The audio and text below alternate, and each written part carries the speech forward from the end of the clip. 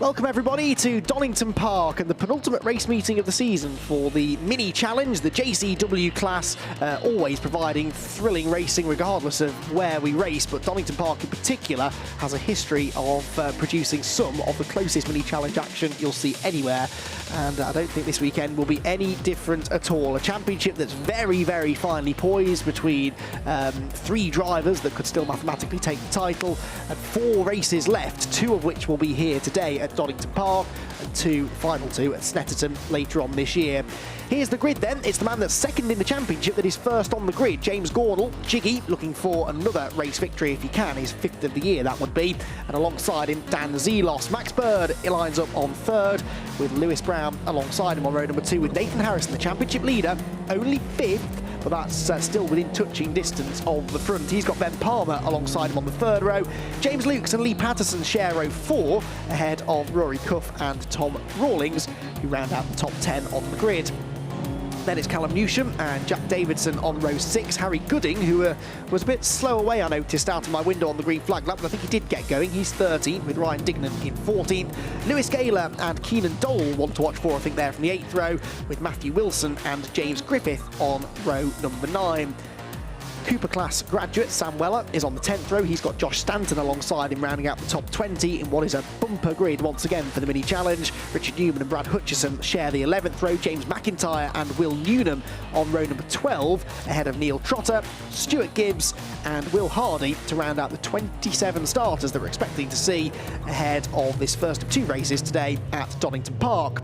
So some points were scored after qualifying yesterday, because you score 6 points for qualifying on pole position in the mini challenge, and the top 6 drivers on the grid score points, 6, 5, 4, 3, 2 and 1 points respectively for the top 6 on the grid. So that means that Gordle has actually gained a few points on points leader Harrison. Harrison, by my calculations, comes into this race on 612 points, James Gordle 588, and Dan Zelos, who starts alongside Gordle on the front row, on 554. So for Gordle and Zelos, they have to try and beat Nathan Harrison at all costs, really, certainly in this race and really in as many races as possible, particularly for Zelos, who is that little bit further back in the points. For Gordle, though, even for him, he needs to try and keep on beating Nathan Harrison, keep this momentum going. Gordle did win our most recent race, the second race at Brands Hatch, but he was only 5th in race 1, whilst Harrison had a pair of podium finishes. So Gordle on the left then, the yellow machine, the green and blue is Dan Zelos alongside him. Let's get ready to go racing for 20 minutes of mini challenge action. Away they go towards Redgate Corner. Ben Palmer in the number 2 car dive for the middle of the road. He's had a really good start and will try and split the second row med, but it's Gordle that has a comfortable lead. He always has been a good starter, James Gordle, and he leads the field into Redgate Corner for the first time. Zelos second, Max Bird goes 3rd, and Ben Palmer does get himself ahead of Lewis Brown for 4th position. And Brown now has the championship leader, Nathan Harrison, alongside him as they head down through the Craner curves for the first time. And Harrison looked as though he was going through, yes, he's into 5th, but it stays in 5th actually, because of course Ben Palmer came ahead of him, didn't he? So yeah, so he gained 1 place, as in he's overtaken 1 car, but he stayed where he started on the grid. But James Gordle is slow out of the old hairpin, and Dan Zelos gets alongside him. So Dan Zelos on the inside line for McLean's is, I think, about to take over the race lead. Yes, he does. So that's pivotal as far as the title's concerned then. Zelos ahead of Gordle. Those 2 are both in contention, remember, and Zelos is now your race leader. Here comes Ben Palmer, who clearly has got his tyres up to temperature better than anybody else, because he's charging around the outside of Coppice Corner, and there's a bit of contact there, I think, nearly, involving James Gordle and Dan Zelos. Gordle's back alongside, he's got the inside line down to the chicane. Brilliant racing, and all 3 of our title contenders are under a blanket now as they go into the chicane, with Gordle going back through into the lead of the race. It looked as though maybe Nathan Harrison had gained a 4th position out of all of that as well. Zelos is really trying to fend everybody off, and now Palmer is up the inside of him into the Melbourne hairpin. Car's really twitching around with cold rear tyres on this opening lap, and it almost looks as if they're getting ready for a rolling start. 2 by 2 out of the Melbourne hairpin they go. Gordle leads the way, side by side for second, then Zelos on the inside, Palmer on the outside, and Harrison has indeed got into 4th position ahead of Max Bird, and Lewis Brown has followed him through actually, so Bird has dropped down into 6th position, having run 3rd partway around the opening lap. Well, that was rather entertaining stuff, and only 1 lap has been completed, and James Gordle now may be starting to find a bit of a rhythm here, getting away slightly from Zelos in second. Behind them, it's all going on as well. Callum Newsham there around the outside of Lee Patterson, who's had a bit of a return to form in the second half of the season, claiming a double podium, his first 2 podiums of the year, in fact, last time out at Brands Hatch, the grey number 69 car of Lee Patterson. but a little bit further down the order than he'd like this weekend. Qualified in 8th position, but completed the first lap in 11th, so he's been rather shuffled out of order there. Rory Cuff, the number 12 car, is the blue machine leading that big gaggle of cars. Through they come then, Cuff, Newsham and Patterson nose to tail. Speaking of nose to tail, that's exactly the situation we find ourselves in at the front, where Nathan Harrison, who often does race better than he qualifies, is looking to try and move himself into a podium place. He's up the inside of Ben Palmer into Coppice corner, but the inside line on the way in is not usually the quickest way out of the corner, and indeed that turns out to be the case for Harrison. And so Lewis Brown now pulls up alongside to attack him again, or nearly does anyway, for 4th position. In fact, it's Harrison that pulls out of the toe to attack Palmer, and that was a really nice move there from Harrison. Takes 3rd place away into the chicane.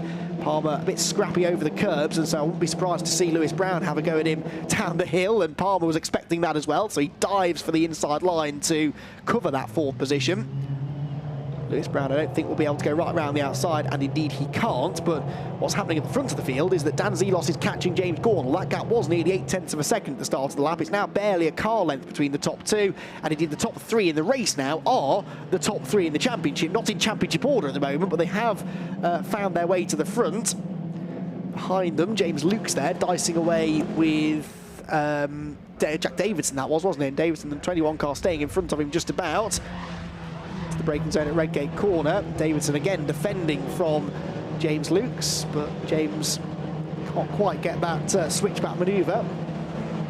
James has had a handful of top 10 finishes this year, but has struggled to get beyond about 7th or 8th position throughout the season so far. He's in 8th place again now, actually, the blue and black car. And Rory Cuff behind him, having escaped from Patterson and Newsham, has joined in that battle as well. Jack Davidson runs a bit wide there out of the old hairpin. And turn through Schwant's curve, bit of a lock-up for Davidson. He loses the rear of the car on turning there. The rear of these JCW Mini Challenge cars, notoriously lively, very stiffly sprung rear suspension, and on coldish tyres they are struggling for rear grip, but actually it's Lukes that loses the place at the next corner. Rory Cuff gets up the inside of him and moves through into 8th place. Ben Palmer in 4th position there. The orange and black car, oh, Stuart Gibbs is off. That looks like the extra of the old hairpin, and he's getting out of the Jam Sport prepared car, thankfully. That's a popular place to have an accident, is the extra of the old hairpin. He's found the barriers and he's out of the race, out of the car, thankfully, but that might require a safety car. Meanwhile, Lewis Brown prizes the door open 4th, gets up the inside of Ben Palmer. And Max Bird trying to recover here after being mugged, rather, halfway around the opening lap. Leading trio, they're absolutely together. The fastest lap was set last time around by Dan Zelos, but I reckon Harrison's going even quicker on this occasion. Nathan Harrison was 1.3 seconds off the race lead. They come through. Gornall sets the fastest lap, and actually he is quicker than Harrison, but Harrison is quicker than Zelos, so Zelos in 2nd position, the slowest of the leading trio that time through. Ben Palmer turns through the Redgate corner then. 5th position still for him, 6th for Bird. These three starting to separate themselves. I can tell you the group behind them, look at the top of the hill, that is anything but separated. That is the fight that's going on for, I think, 12th place, with Keenan Toll at the front of it, but they were 3 abreast across the start-finish line last time around, and here they come. I think it is still Keenan Toll in front. Yes, it is, with Tom Rawlings, the other green and black car, behind. This is a spectacular battle going on between, what, 2, 4, 6, 8, 10, 11 of them. All of these cars, of course, identical JCW F56 Mini Challenge cars, so there's no performance difference between the cars, and that's what makes the racing as close as it is here today. And it's a case of pick a line, any line. This also appears to be the fluorescent yellow brigade, because almost every car in this group has some form of yellow highlight, which in theory makes them easy to pick out in a pack, but not when they all get themselves together. Speaking of getting themselves together, it's 3 abreast here between Lukes, Cuff and Davidson, and James Lukes has just gone through past the pair of them, I think, hasn't he, into about 8th place. Lee Patterson and Callum Newton have caught them now as well. Battle will continue, though, as they head down into the Melbourne hairpin. Ben Palmer also still defending here from Max Bird, but that's pretty much stalemate. Behind it was side by side again, I think, there as they went through Melbourne, and it still is as they go towards the Goddard's hairpin. Jack Davidson, the white car on the inside, is trying to defend here, I think, from Rory Cuff, but ends up braking a bit too late and actually inadvertently gets up the inside of James Lukes. He bails out of that manoeuvre, mainly because I think it was going to end in contact if he tried to carry it through, but this is very, very close quarter stuff, as we've come to expect from this championship in its last appearance, for the time being at least, on the British GT package as well. They're heading over to the BTCC bill next year, but it already is one of the premier tin top categories in the UK. If you want to have a career in touring car racing, the Mini Challenge is the place to be, and that's why it has these very well subscribed grids, and also because the racing is genuinely among some of the best you'll see. And as this battle makes its way through the old hairpin, you can see just how close together they are. So they're not going to throw a safety car for Stuart Gibbs' stricken car, which is good news. The race can continue. We've also at some point lost Harry Gooding. So Harry Gooding, number 56, who started 13th, has gone out of the race, but Jack Davidson there runs wide at McLean's and allows Rory Cuff-through on the run towards Coppice Corner. Lee Patterson now sends his blood in the water and gets a nice switch back out of Coppice, and he's up the inside. Callum Newsham will no doubt try and find a way past as well here. Callum, son of former BTCC racer Dave Newsham, who I'm sure is here supporting his son as ever, watching him race hard here. But actually he's not able to attack the 21 car because Jack Davison tried to get back up the inside of Patterson. That in the end will possibly backfire because he's not been able to get the place and is now slow off the corner as a result. And so Callum Newsham gets another chance to get alongside, but that's the outside line into the hairpin. Gets a nice switch back again though. That's always possible with these front wheel drive cars. If you get in on the tight line, you're always likely to understeer wide on the exit of the corner. That's exactly what Davidson did. He's on the inside again now into Goddard's though. That last sequence, it's all sort of right, left. So even if you run wide on the exit of one corner, you tend to find yourself on the inside for the next one. And that's how Davidson's been able to hang on to the place. Right then, race lead battle comes through. James Gornall 6.5 tenths clear of Zelos that time, who in turn was only just under 4 tenths clear of Nathan Harrison, who still holds the fastest lap, which is worth 6 bonus points, remember. The top 6 cars, I think, are the only ones into the 1:40 bracket at the moment. And critically, James Gornall's fastest lap is, I reckon, the second fastest lap in the race, but it's 5 1,000ths quicker than the man immediately behind him, Dan Zelos. So by 5 thousandths of a second, Gornall is on for an extra point that Zelos is set to score at the moment, but he is going a little bit slower than Harrison at the moment. There's Nathan then through the right-hander at Coppice, still in 3rd position. But as we've seen time and again with these three, they're so evenly matched that actually getting past each other is not all that easy, and they don't tend to make many mistakes either. So until things start getting really desperate towards the very end of the year, it's Snetterton next time out, I don't think we'll see any real heroics from any of those drivers. They're likely to just bag the points when they can. Gornall will be happy that he's 2 places ahead of Nathan Harrison. That will mean that he's going to score 10 points more than Harrison, well 9 points more I suppose when you take the fastest lap points into consideration. That's still a nice gain though. So Nathan Harrison will be the man under pressure here now to try and gain ground, but although he can get close to the back of Dan Zelos's number 445 car, he just can't get through. There goes Zelos out of the hairpin in 2nd position. Lead gap stays pretty static. They're all lapping within about half a tenth or so of each other.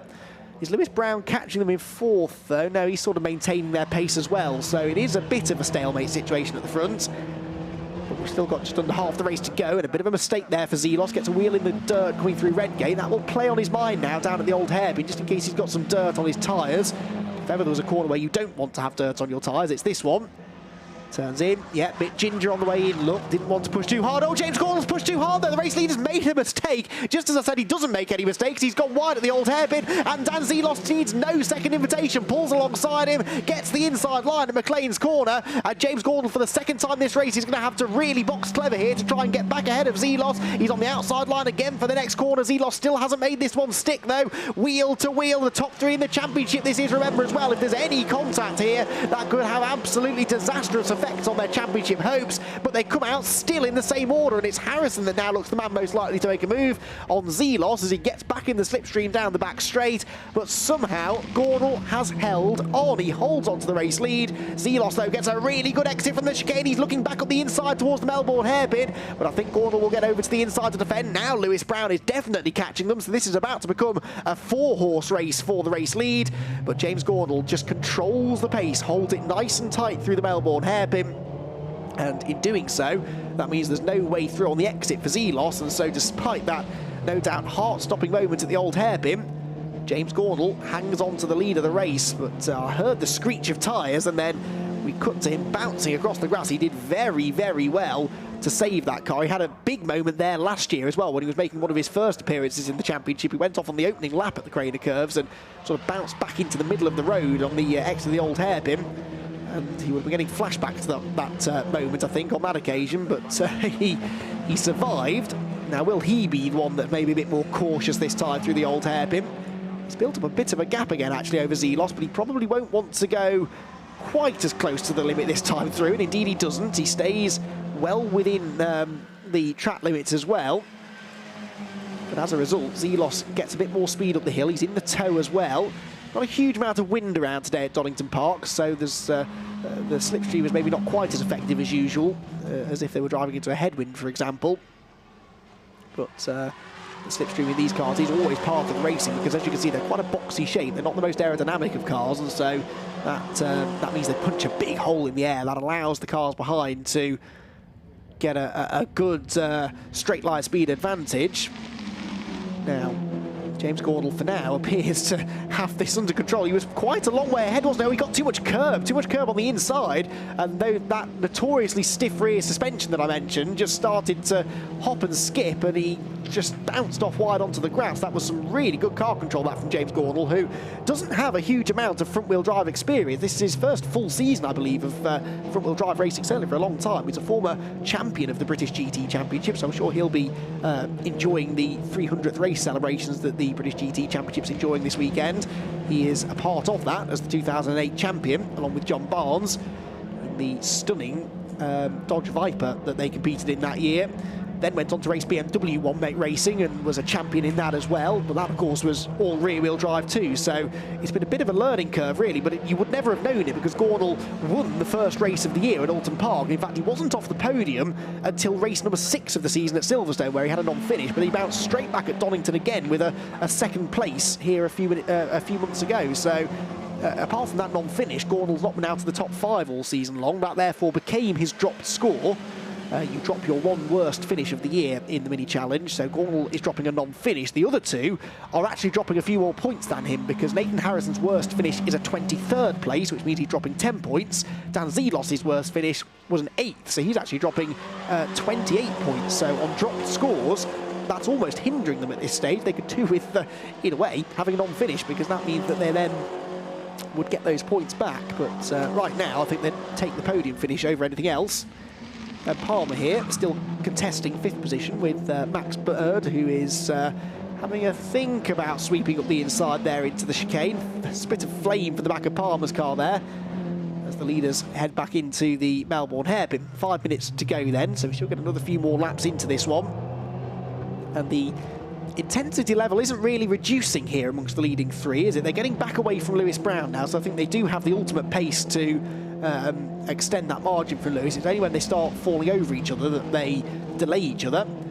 And apart from that one moment that Gordle had at the old hairpin, that hasn't really happened. The Accelerate squad cheering Nathan Harrison on from the pit wall as he now starts to have a look at the inside. Now we're getting 5-second track limits penalties for car number 77, which is Lewis Gayler, and car number 16, Callum Newsham. And I'm also being told on my timing screen, number 2, Ben Palmer. So number 2, Ben Palmer, unfortunately in 5th position, I reckon, is possibly either being warned or has been given a track limits penalty. Possibly just a warning at this stage, but he needs to be careful. So does Nathan Harrison, though, because he dips a wheel onto the grass there coming out of the old hairpin. He's starting to look a little more eager now, isn't he, to get past Dan Zelos. There's Palmer then, who, on my timing screen, it's suggesting that he might have a penalty, but we'll wait for official confirmation of that.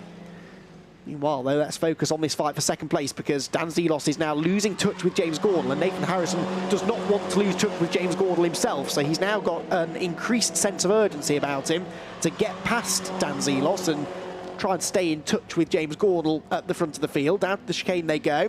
Not really an overtaking opportunity, but Harrison may as well show his nose, try and force Zelos to maybe outbrake himself or something, and Zelos is a bit scrappier out of the chicane than Harrison is, so Nathan sees a chance maybe to get to the inside, but Zelos just eases his way over to the middle of the road, defends the inside line. There's been a damage, I think, is there, to the back of Zelos' car in 2nd place. The rear diffuser seems to be dragging. Oh, Jack Davidson's off. Jack Davidson has gone off the road. That looks like it's on the exit of the old hairpin again. Jack Davidson, who was running in 13th at the start of the lap, sadly adds himself to a reasonably long list of retirements in this one. Here's what happened. Runs off onto the grass, spins back onto the road, overcorrects and nearly goes over. And it's a Nigel Mansell-esque accident, this, isn't it? Because he's going to just slightly less severely than Nigel did all those years ago, but he just nudges the barrier at the bottom of the bridge support there. And that's almost exactly what happened to Nigel all those years ago in the BTCC. But thankfully, slightly less dramatic results there because he scrubbed off most of his speed before he found the barriers. So Jack Davidson out of the race, I think. There wasn't too much damage, but he didn't look like he was going anywhere. And the car is still stuck there. Confirmation as well that Ben Palmer is now receiving a 5-second track limits penalty, so 3 drivers will get penalties. That will further jumble the order within the top 10 or so, because 2 of those drivers are in the top 10. Palmer is 5th, Newsham is 10th, and Gayler is 12th. They're the 3 that have been given these penalties. So as I was saying before that all kicked off, the back of Dan Zelos's car, I reckon the rear diffuser is dragging on the ground, so he's had a nudge somewhere. Oh, that's Keenan Dole going off in a yellow flag zone, which always goes down well. He's gathered it all together, but he's lost a lot of places. Keenan was running 14th. He'll be about 17th or 18th now, I reckon, after that big moment. Old hairpin is catching people out, isn't it? Now, James Gordon had a moment somewhere as well, because Zelos is all over him all of a sudden. That gap was half a second as they go down to the Melbourne hairpin for what I think will be the penultimate time. The top 3 are right back together again. The top 2 go to the inside, so Harrison goes around the outside, and this might just work because he'll give himself the inside line now for the Goddard's hairpin. That was really, really clever driving there from the championship leader. He's not the championship leader for no reason. He knows how to judge these races, how to pick his way through the order, and he's just done it. He's got into second place now, finally ahead of Dan Zelos. Now, will he be content with second place, or will he think that he's got a chance to maybe go for the race lead? He doesn't have to beat Gordon in this race, but if he can, then obviously that further strengthens his position at the top of the table. And now Lewis Brown goes up the inside of Zelos, who I think has been knocked off his rhythm slightly after that, and has ended up losing a further position. Half a lap ago, Zelos was challenging for the lead, and now he's off the podium places. Onto the final lap they go then. Those 2 have fallen way back. Zelos is going to have another go up the inside, but he can't, because surely there are yellow flags out at the old hairpin, because there is still this car, well, 2 cars now, one on either side of the road, that are stricken and out of the race.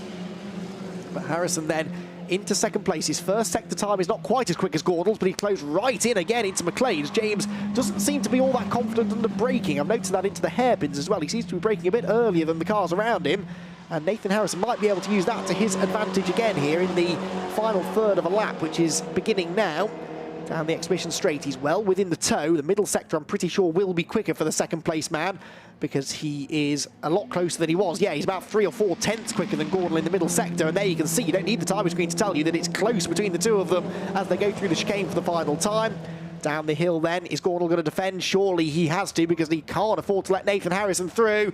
All skating around under braking. That car does not look happy when he's hitting the brake pedal, and Nathan Harrison almost was able to get alongside as a result, but they're still single file out of the Melbourne hairpin, and these 2 pairs of cars fighting for podium places head into the final corner, with James Gordon going very defensive on the way into Goddard's. Harrison will get a better exit here. It'll be a bit of a drag race to the line, but James Gordon should, and does, just about hang on then to take his 5th race victory of the season, and to take 6 championship points, crucially, out of Nathan Harrison. Here was Max Bird side by side with James Lukes across the start-finish line. That will be for 6th position. So it's Brown 3rd, Zelos 4th, Palmer 5th, and Max Bird in 6th position. James Lukes 7th, Lee Patterson 8th, Rory Cuff 9th, and Tom Rawlings rounding out the top 10.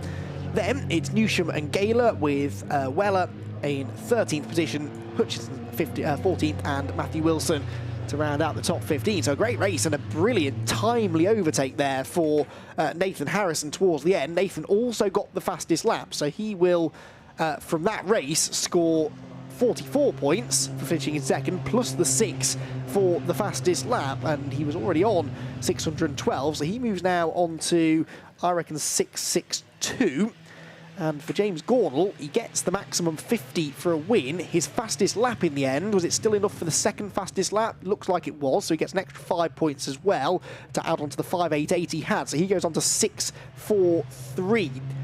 So that's 19 points now, isn't it, then, between the 2 of them in Harrison's favour. So it came down by 5 points, but Gordon would have much rather Harrison stayed in 3rd, because then it would have come down by 9 points, and that would have made a big difference at this late stage of the season. But Gordon at least going the right way about this. He's been able to get another race victory, which means he's got more wins. We already had more wins than anybody else, because Harrison's only won 3 races, so too has Ben Palmer. And Dan Zelos with just the 1 victory and ends up off the podium this time around, which will pretty much, I think, scupper his championship hopes now for Dan Zelos. So it's a shame for him, but he'll be back, I'm sure, next year to try and challenge for the title again. confirmation of your result then. Gornal from Harrison from Brown, your top 3, with Dan Zelos dropping down to 4th there on the penultimate lap of the race. Max Bird is 5th, James Lukes is 6th, and Lee Patterson in 7th. Rory Cuff, Ben Palmer, and Tom Rawlings will round out the top 10. Then it was Sam Weller, Brad Hutchison, Matthew Wilson, James McIntyre and Lewis Gayler in 15th position. We got 20 cars to the flag in the end. There were quite a few that fell by the wayside during the 20 minutes of racing that we just had. Callum Newsham there is just outside the top 15, ahead of Josh Stanton, Will Newnham, Neil Trotter and Will Hardy. We lost Keenan Dole, Jack Davidson, Ryan Dignan, James Griffith, Richard Newman, Stuart Gibbs and Harry Gooding, who never made it beyond the opening lap of the race. In fact, he may have been a non-starter because I did notice he was slow away on the green flag lap. So, brilliant racing all round from the JCW class of the Mini Challenge. And they've still got another race to come a little bit later on. That will actually be one of our last races of the day at about 25 minutes past 5. And that will not be a championship decider. As I said, they still have more races to come. And I think that result for James Gornal means that it's almost impossible now for Nathan Harrison to win the championship today. It more than likely will go down to the final round at Snetterton. There's a bit of clearing up to be done now, though, before we get our next race underway, because there are minis strewn around the Donington Park Grand Prix circuit. Of our 7 retirements, I think 4 of those cars are still stuck out on the circuit somewhere, so there's a bit of a clean-up operation.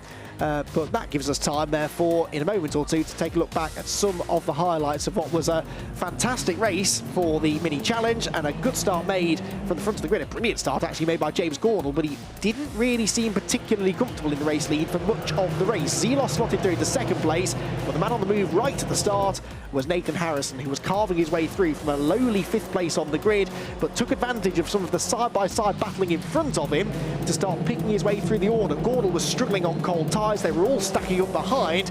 Gornal, though, was not the only one getting sideways, with Bill Hardy getting sideways and into the gravel at the chicane. Lots of others would later on slip up and find themselves off the road as well. Lee Patterson and Callum Newsham had a good battle early on. Lewis Brown was pushing hard to keep in touch with the leading 3, but was struggling in the first half of the race to do so, whilst Keenan Dole had his first off-track excursion at Coppers. It wouldn't be his last. James Gornal somehow saved this slide at the Old Hairpin, and not only did he save the car, but he actually held on to the race lead as well. Jack Davidson, though, was not so lucky. He had a similar moment and ended up spinning off and gently nudging the tyre wall. That was enough, though, to put him out of the race. Then a lap later, Keenan Dole almost did exactly the same thing, went off the road, and actually, by the looks of it, knocked the tyre off the rim. So Keenan Dole did very, very well indeed to avoid the barriers there with a tyre that had come off the rim after that slide. At the front of the field, Nathan Harrison was trying his best to get past James Gornal, but James fended him off and managed to take the race victory. So Jiggy gets out of his car then, and he'll be pleased, I think. He won't have been so pleased to see Nathan Harrison appearing in his mirrors there on the final lap, but it is a points advantage for Gornal in this race. He closes down on Nathan Harrison in the championship race. And yeah, James has looked happier than that in the past, it must be said. He walks over to congratulate Nathan Harrison, who... Now, well, that was a champion's drive, really, wasn't it, for Nathan? Starting on 5th in the grid, you would not necessarily have expected him to be up there challenging for a race victory, but he was by the end of the final lap. Came 1 place short, but I think he'll be reasonably satisfied with his morning's work so far here at Donington Park. So the Mini Challenge then will be back out again, as I said, later on this afternoon, and that will feature a partially reversed grid as well, just as if the first race wasn't entertaining enough. So we'll see Gornal and Harrison starting a bit deeper in the pack. Of course, for Harrison, he's had practice of that because he started 5th for that race, and he'll be somewhere around that position, you'd imagine, for race number 2. But Gornal would much rather, I'm sure, have maintained his strong track position there and started at the front. But it's not to be, and James is going to have to do a bit of overtaking, and above all else has to try and stay in front, or get back in front, I should say, of Nathan Harrison, because regardless of what the grid reversal will be, we know that Gornal will be behind Harrison by 1 position, and they'll both be behind Dan Zelos.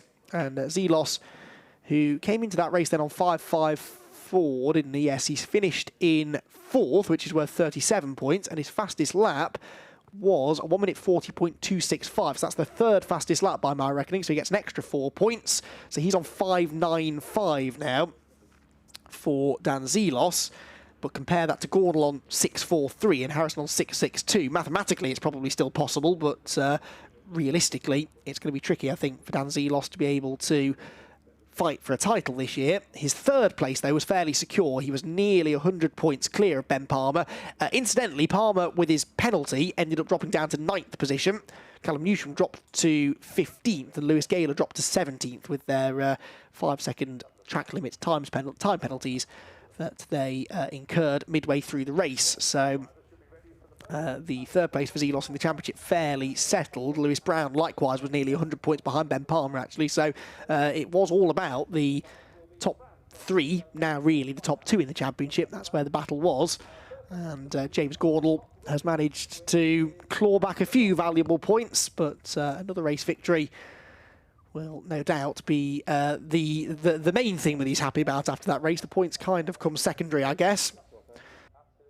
So the championship battle will continue. There is Dan Zelos then on the podium, third step of the podium for him.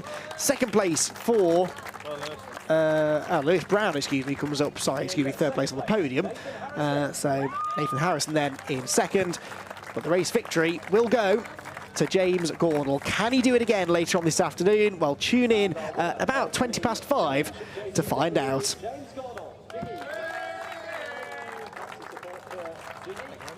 Bit of a stop to the start yesterday, and qualifying the car in the pit lane.